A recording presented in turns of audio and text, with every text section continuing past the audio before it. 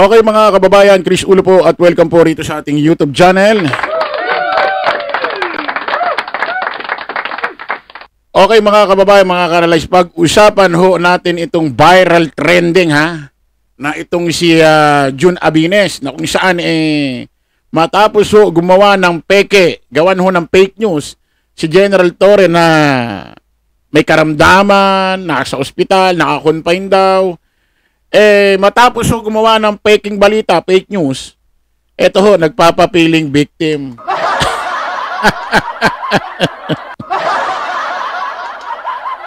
Eto tayo Alam nyo mga kababayan, kapag nagtanim ka ho, naglagay ka ng buto ng mangga sa isang lugar, sa isang lupa, sa inyong bakuran, hindi po pwedeng maging bunga ng santol no? Niniwala kayo? Ayan yung tinanim mo di ayan yung naging bunga mo. Diba? Isipin mo, gawa mo ng kwento, nag-post ka na si General Torre may karamdaman, nasa ospital, naka-confine. Tapos ngayon kinasuhan ka, pinuntahan yung bahay mo, meron namang search warrant. O, ibig sabihin, sa korte galing yan. Ang magpapatupad niyan, batas, pulis. Ngayon magpapabiktim ka. O siyempre, merong mga merong mga susuporta sa kanya, mga kakarampot lang naman, mga didishit lang naman. Pero dilaw, kakamping, pula, loyalista, abay, tuwan-tuwa sa ginawa ni General Torre. Siyempre, alam niyo naman yung mga didishit, lalo na, katulad ng ganito, si Jun Abines, gumawa ng video, live. Tapos may halong iyak,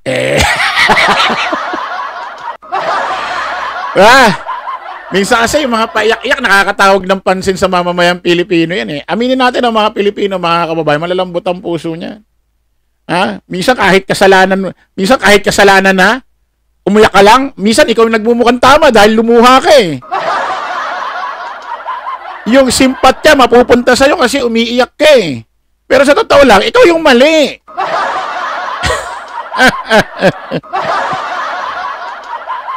Matapos gumawa ng fake news, parang siya pa yung agrabyado. Para bang ang dating, siya pa yung nasira ang pagkatao. Etong naranasan mo, resulta lang naman ito ng ginawa mo ng pinost mo. Di ba? Huwag ka magpapiling victim. Buti nga umiiral pa ang batas Isipin mo, nagpunta dyan yung mga pulis, may search warrant. Ibig sabihin, galing korte, pinatupad lang ng pulis. Buti nga, buhay ka pa Di ba? Putik. Ikumpara mo yan doon sa administrasyon ni Duterte sa war on drugs. May extrajudicial killing pa. May mga nadamay pang minor de edad. Kita mo si Kian de los Santos bumili lang ng yelo, nagdi-dinner sila ng pamilya niya, naka-boxer short lang. Ano nangyari? Nagpunta lang yung mga pulis doon sa barangay, nakita lang siya sa labas ng bahay. Dinampot na. Dinala na sa gilid ng bahay nila sa likod. Sa likod ng bahay, basta sa likod. Ano sabi nung nakakita? Lumuhod. Pinagsasasampal daw ng pulis. Tsaka araw binaril. Walang warrant, walang search warrant, lahat wala. Buti nga buhay ka pa. Diba? Ano? Tapos wala ring itinanim sa'yo, wala ring sinasabing may droga. Hindi katulad doon sa Kian de los Santos at sa mga iba, tinatamnam ng droga. Kaya yung mga nararanasan nyo, wala pa yan sa administrasyon ni Duterte.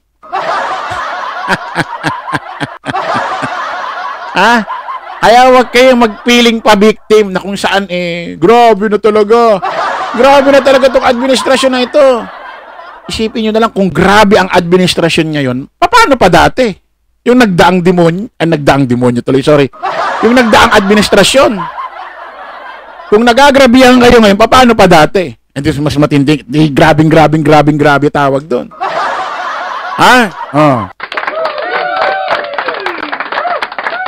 Eto mga kababayan,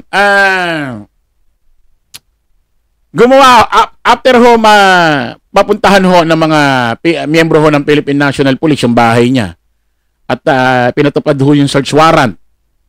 Hinanap or kinuha ho yata yung mga gadget niya na kung saan yun ang ginamit niya para makagawa ng fake news. Abay gumawa ho ng live, gumawa ho ng video, at grabe ho yung mga sinabi kay Pangulong Bongbong, kay General Torre. Pakinggan niyo mga kababayan. Ito ho yung mukha niya, ayan oh. Yan ho si John Abines. Gandang lalaki ano. Pakinggan niyo. Pupunta si Digong. I am a volunteer. I spend my own money. Nobody is paying me to join Korma Isog. I just want to show every Filipino. Ganyan naman lahat sinasabi ng mga sa interview na sinasabi sumusuporta sa rally sa Maisog. Pera ko to! Pera ko to, nagkakautang ho dahil dito sa pagsuporta kala Duterte. Lagi namang ganyan eh. Lagi na lang ganyan naririnig ko, no? Nagano kami ng rally, Maisog rally. Walang tumutulong sa akin, di ako kumukuha ng tulong. Pera ko to, sarili ko to. Walang sumusuporta. Minsan nagkakautang pa nga ako para lang mangyari itong mga rally na to. Lagi kaya naririnig ko. Wala na ba? Wala na bang iba? Wala na ba?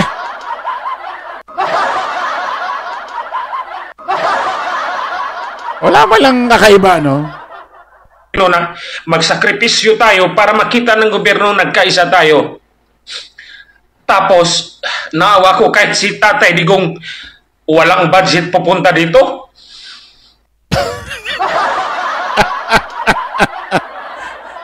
Ang sabi nyo, si Tatay Digong palabiro. Joke-joke lang ito. Parang di na kayo nasanay kay Tatay Digong. Alam nyo naman palabiro yan. Bakit pag sinasabi niyang wala siyang pera at wala siyang pamasahe papunta dyan, bakit yung pinaniniwalaan nyo, hindi nyo iniisip na joke? Ano ba ito?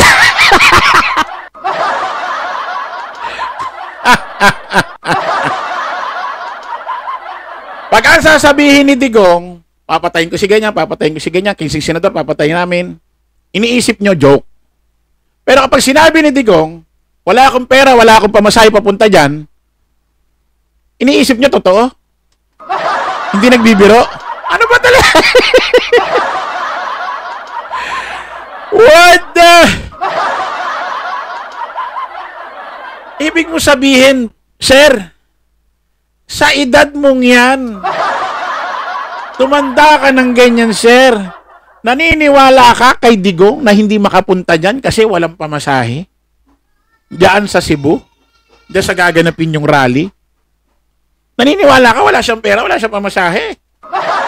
Ha? Naniniwala? Bakit ngayon hindi nyo iniisip na joke lang ito? Ba't pinaniniwalaan nyo? Pero pag sinabi ni Digong, papatayin ko si ganyan, papatayin namin kinsing senador, sinasabi nyo, joke lang yun, para di na kayo nasanay kay Tatay Digong. Pero pag sinabi ni Digong na wala akong pera, wala akong pamasahe papunta dyan, bakit hindi nyo sinasabing, para di na kayo nasanay kay Tatay Digong? Palabiro yan. Ba't na pinaniniwalaan nyo walang pera, walang pamasahe?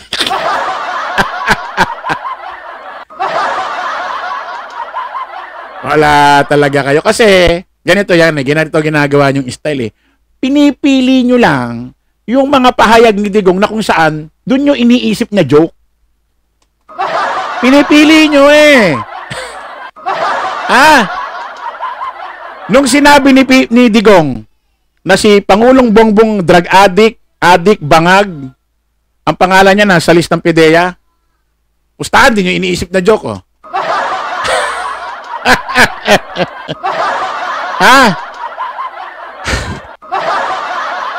Sigurado din nyo iniisip na joke.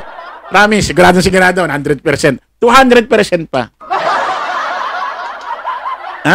Pero kapag sinabi ni Digong, papatayin ko si ganyan, papatayin namin ng ganito, ganyan, parang di na kayo nasanay kay Tatay Digong. Joke-joke lang yan.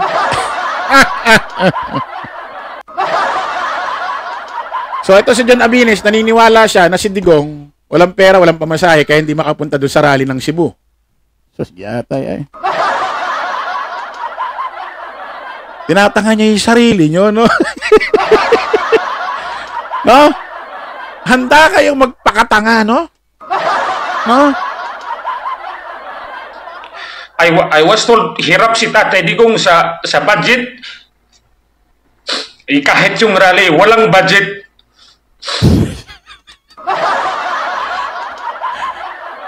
Isipin mo, si Digong, wala raw budget pamasahe papuntang Cebu. Anak ng...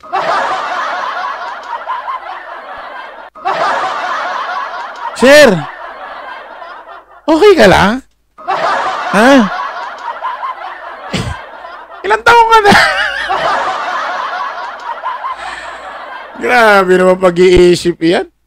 Isakto nyo naman yung pag-iisip nyo sa edad nyo. Grabe naman. Sabi mo, sir, pinaniniwalaan mo si Digong na walang pera, walang budget papuntang Cebu? Ha? Anyari? Nagmamakalimos yung ang core group, kahit mga barikid lang, nagmamakalimos para lang makita ng mga tao na nagkakaisa ang mga Cebuano. Si Tatay Digong hindi nagnakaw. Gusto niyang pumunta rito. Si Tatay Digong daw hindi nagnakaw. Ano kinalaman niya sa... Ganito kasi yan eh. Itong video ito pinanood ko ng buo. Ngayon, pinili ko lamang ho yung mga iparirinig ko sa inyong video. Alam niyo, sa totoo lang ha, ang pinag-uusapan kasi rito, yung pagpunta ng Philippine National Police sa kanyang bahay at sinerve ko yung search warrant at kinuha ho yung mga dapat kunin sa kanya na gadget na ginamit pang fake news. At ang nagsimula ho yan sa ginawa niya hong pag-post sa social media, sa sarili niya mismong social media platform na ipinost niya yung picture ni General Torre at may isang lalaking kamukha ni General Torre na naka-confine daw, may karamdaman. So, ang nangyari kay General Torre noon, mga kaibigan niya, kamag-anak niya, pamilya niya, nag-alala sa kanya, nakala totoo. So, na-damage yung pagkatao ng tao. Yun ang pinag-uusapan dito. Alam mo, pag pinanood nyo itong bidyong ito, 58 minutes and 7 seconds, wala man lang siya binanggit na kwento na about do sa pinost niya. Wala siyang binanggit. Ha? Ang ginawa niya rito, pinagmumura niya si General Torre, sinabihan ng kung ano-ano, at si Digong binibida.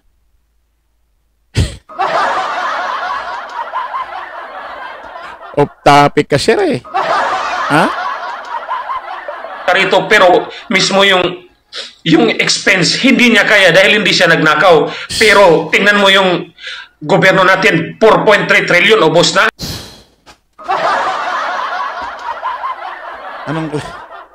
Napakalugaw mag-isip, napakalugaw magsalita. Mararamdaman mo, malalaman mo pag yung sinasabi, lugaw eh, no? Ibig sabihin lugaw, walang kwenta, walang value, anong klaseng salita? Si Tatay Digong hindi nakapunta rito sa rally ng Cebu kasi hindi siya nagnakaw kaya walang budget. Ay putik. Anong mga salita yan? Ano ba yan? Sir, ulitin mo yung live mo. Ang baduy. Sabi mo, anong klaseng katwiran yung si Tatay Digong hindi nagnakaw kaya walang budget, walang pamasahe papunta rito. Ha? Bakit? Ano ba yung budget papuntang Cebu? Milyon-milyones ang halaga? Pamasahe dyan?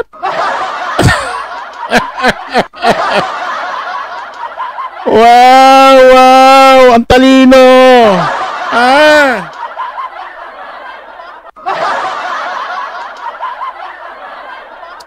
Anong klaseng mga vlogger ito sa kabila? Wala man lang ka dating-dating, wala man lang ka may masabi lang, may makatwiran lang, kahit walang kakwenta-kwenta, okay na po.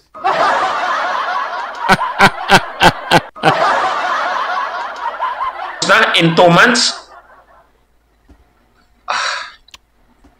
Kaya sa mga Cebuano, mga bay, magpakita ta nga nagkahiusa ta. Okay ra ko. Ila kong harason kadadlaw. Actually, wa ko mahadlok nga ila kong harason kadadlaw. In fact, pwede gyud ko patyon ni General Torre. General Torre, duwag ka. Mukha kang pera, General Torre. Pwede mo akong mapatay, pero hindi mo ako mapapatahimik. Demonyo ka, General Torre. Mukha kang pera. Ang mga PNP, ginawa mong binaboy mo ang PNP. Nag-serve lang ng warrant sa bahay mo, binaboy na yung PNP.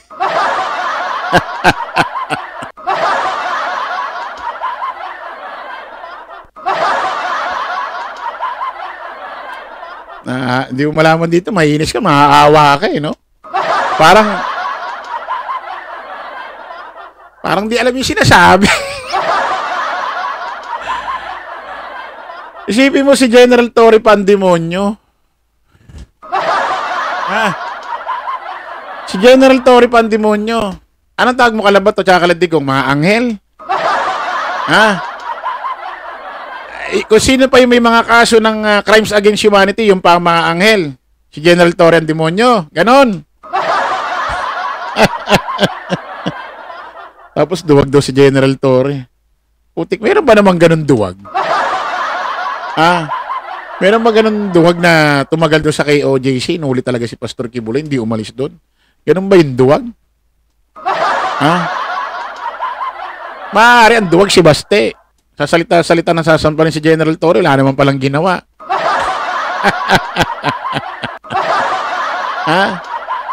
Pwedeng duwag si Digong. Kasi nung nangangampanya kung ano-ano sinasabi sa China ay Xi Jinping pero naging presidente, kabaligtaran na ginawa. Himod puwet na.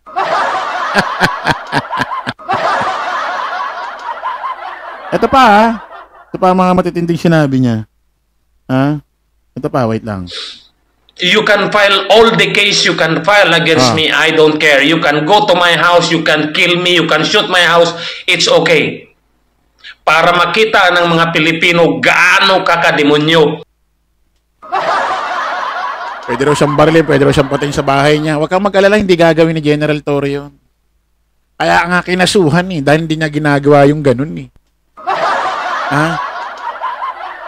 Hindi niya nga gawain yung tingnan mo kinasuhan. Kung gawain ba ni General Torre, kakasuhan ka pa. Tingin mo? Hindi. Huwag mong sabihin yung hindi gagawin. Alam mo yung mga sinasabi mong yan, bumubumirang, kaladigong.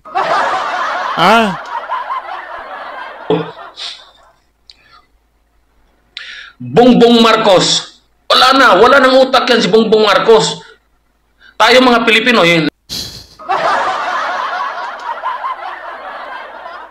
yung ganyang klaseng explanation, katwiran, sir. Ang walang utak si Pangulong Bongbong. Ikaw matalino ka sa ganyang... Si Pangulong Bongbong, walang utak. Ikaw matalino ka doon sa katwiran mong, si Digong, hindi nagnakaw, kaya hindi nagpunta rito sa rally sa Cebu kasi walang budget. Ay putik. Anong klaseng paliwanag katwiran, putik? Garbage na garbage sa putik. Basura po. Anong klaseng katwiran yun pang elementary? Si Digong hindi nagnakaw. Kaya hindi nagpunta rito sa rally ng Cebu kasi walang pamasahe, walang budget. Ano yun? Siguro pagkwentuhan sa personal mga tropa, sa inuman, madalas siyang iwan, no? Kasi kung ganito klase ka kwentuhan mo, wala kang parang nakakatamad ka usap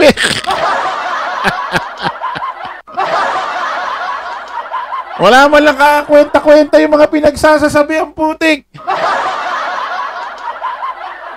Sibi mo si Pangulong Bongbong pa yung walang utak. Sa ganung katwiran mo, si Digong walang ninakaw, hindi nagnakaw, kaya walang budget papunta rito sa rally. Matalino ka, no?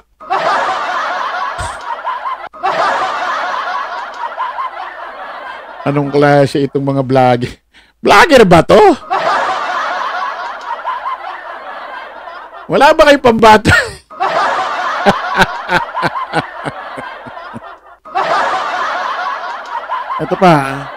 Ito ho yung matinding sinabi niya eh. Hanggang ho natin. Habang yung mga kinikidnap, yung mga batang pinutulan ng ulo, wala kang ginawa. Tore, mukha kang pera, demonyo ka, kriminal ka. Utang ina mo, Tore. You can file all the case against me. Grabe, no? Sigurado hindi na madadatnan to sa bahay nila. Lilipat na to. Kasi ganito na bunganga eh.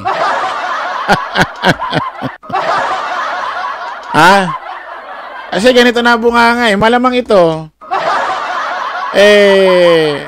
may kukup-kup na rito. May kukuha na. Wala na doon sa bahay niya. Oo. Kasi gano'n na magsalita eh. Imposibleng magsasalita ka ng kanyang kay General Torre tapos doon ka pa rin uuwi kung saan sinulbang warrant. Malabo na.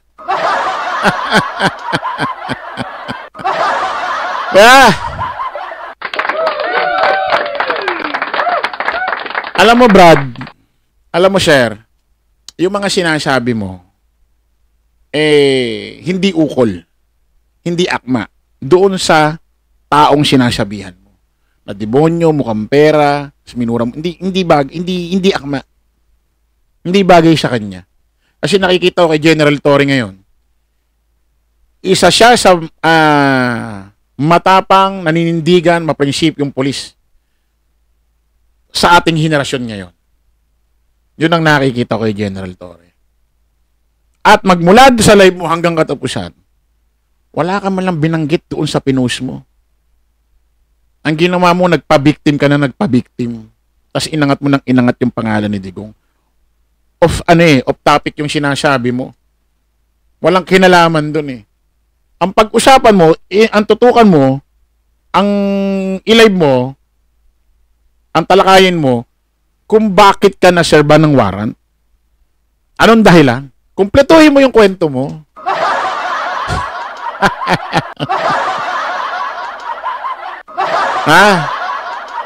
Putik, gagawa ka ng fake news, tapos ngayon, ikaw pa ang feeling victim. Gusto mo, ikaw ang magmukhang tama sa mamamayang Pilipino dahil lumuluha ka? Ganun ba gusto mo? Ganun ba ngayon kung sino umiiyak siya ang tama?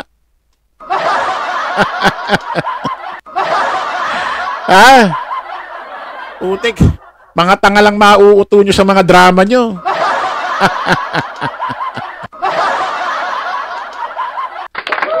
Okay, maraming salamat po mga kababayan. Update na lang ho tayo sa balita niyan. Sa kay John Abinas at rito kay General Torre. General Torre, saludo kami sa iyo, sir. Alam ko lahat, mas maraming pabor na tutuwa sa ginawa mo at sa mga ginagawang paninindigan ngayon. Huwag mong intindihan yung side nila. May magalit man sa'yo, matik, didisit yan. Kakarampot lang yan, sir. Mas marami ngayong sumusuporta, natutuwa at humahanga sa'yo. Dilaw, kakamping, pula, loyalista. Maraming porsyentong populasyon yan. Kesa kakarampot na mga didisit na kung mag-live pa, kung mag-vlog pa. Ang mga mamamayang Pilipino, galit na sa inyo. Anong mamamayang Pilipino? Ilang porsyento? Huwag niyo sabing lahat. Ilang porsyento yan? Kung makapag-live ito, kung makapagsalita, akala mo Luzon, Visayas, Mindanao, buong populasyon ng tao, akala mo kampi sa kanila. Putik na yan. Ilang porsyento sa mga tao, mamamayang Pilipino, Luzon, Visayas, Mindanao, ang kampi sa inyo? Kakarampot na lang na mga didishit ang kumakampi sa inyo. Dilaw, pula, loyalista, kakamping, kampe sa Administrasyong Marcos, kampe sa ginagawa ni General Torre. Maraming salamat po mga kababayan. Kita-kita ulit tayo sa panibagong live, panibagong vlog. Paalam po samantala ang inyong lingkod, Host Chris Ulo. Lagi natin tatandaan doon, follow the majority, follow the right way. Maraming salamat. Kita-kits po tayo. Bye-bye.